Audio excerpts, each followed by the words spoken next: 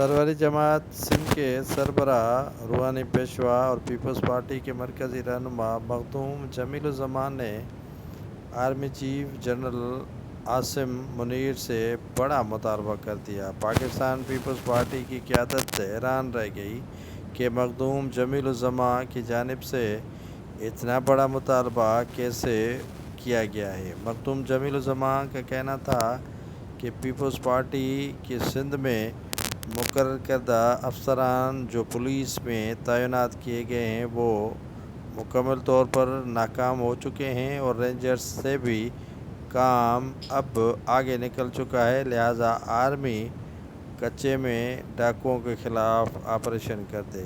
ناظرین، یہ Pakistan Peoples party کے مرکزی رہنما اور سرور جماعت کے روحانی پیشوا مخدوم جمیل الزمان کا حیران کن مطالبہ ہے۔ کسی پیپلز پارٹی کے رہنماؤں نے اتنا بڑا مطالبہ army chief general Asim Munir سے نہیں کیا جتنا مخدوم جمیل الزمان نے کیا۔